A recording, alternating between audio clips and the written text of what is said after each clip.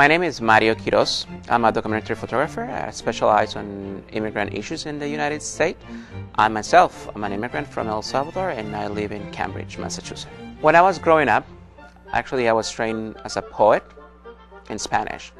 And when I came to the States, I say the only thing that I will not switch to English or cultural English was going to be poetry. So I found a new way to express that poetry, and it was through photography. Black and white, traditional film became that new expression for me. I like to work with traditional film, prints, darkroom. I always tell people that, number one, for me, black and white and color photography is like if you talk about poetry and a 300 pages book. Poetry, you have to say it simple and elegant. So black and white is the same principle, and within that spirit, traditional black and white photography has a craftsmanship where you can put that magic on. So you have more time to work on a print, and there's a little bit more of magic. I think in general, immigrants or immigration reform is the civil rights struggle of our generation. If you go back to 40, 50 years ago, there was a lot of injustice happening in our communities. So the same principle is happening here, And my point of view is that what I can do is I can create a visual record of what's happening, and not only with a sense of tragedy, but also with an uplifting tone. I think that people are not used to see themselves reflect as art. And just to see, when people see themselves there hanging on a wall behind a glass, there's something that changed on that. So I think, everybody has their own vocation, and in mine, mix of social justice plus art plus community became this. Domestic workers, the invisible wheels that empower our economy, is a series of 20 black and white portraits about domestic workers. The idea was to highlight domestic workers with a very different light, with a very different approach.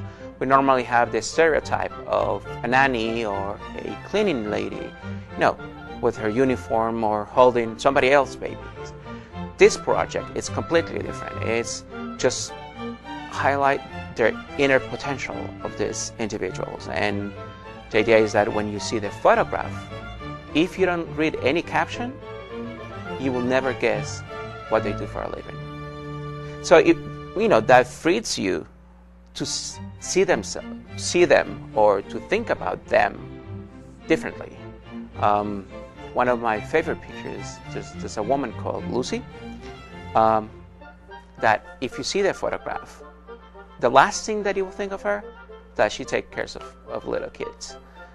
On the contrary, you will think, oh, she must be like the CEO of this pharmaceutical company, or she must be something really, really important. So, and I guess, that's why black and white can do that, because it takes all the external elements, it takes away all the distraction, and it lets you focus on something deeper. The photo project is a partnership. I strongly believe that, art, or at least socially oriented art, should be in partnership with people that works in the community. So there's an organization called the Massachusetts Coalition for Domestic Workers. It's a coalition of 5 organizations that each one deals with different segments of different nationalities and so on. So I did a proposal to them, to do this project. So all the women that I photographed, the outreach was through them. On August 10th, we're going to have a reception. Basically, we want to invite and we want to bring the community to talk about the issue. One of the amazing things that art can do is art can open different doors that otherwise would have been closed. So the idea of the exhibition and the reception is that folks that can come to the event, they can learn about the struggles that domestic workers go through, and also to learn. Right now there's a domestic workers bill of rights that it's been pushed through the State House to pass. So to talk about it and to promote it, and some of the people on the photographs will be here too as well. The exhibition is going to be from August 1st all the way to the 31st at the Thomas Crane Public Library. The reception is going to be on August 10 from 2:30 to 4:30 p.m. It's a Saturday afternoon, so there's no excuse of work, there's no excuse of traffic, there's no excuse of anything. And a lot of people that are, photographed will be actually at the event. And it's a very simple way to approach the community and to talk about these issues that are really important to all of us. In general, I think art can be a very good advocacy tool. Through art, you can open spaces and talk to the community. I think art also can reflect people, and it can inspire folks.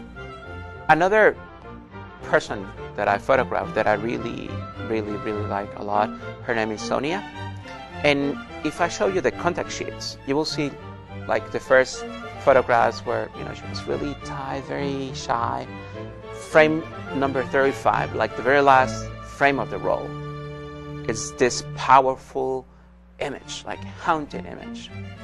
And you can see also how she started transforming, how she started letting herself open.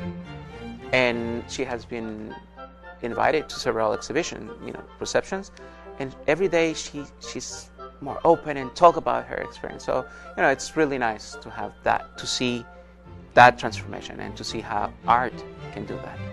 Something that is really interesting is that I would say 95.9% of all the people that I photograph are really willing to be photographed, because it's somehow they are looking to tell their stories. So they already come with a story of their own and want to tell it. You have to break the ice, and of course they are not used to strobe lights and a camera and people telling them what to do. But once they feel comfortable, they start without words telling their story.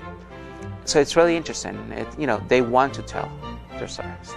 I think art is part of life, the same way that community organizing is part of life.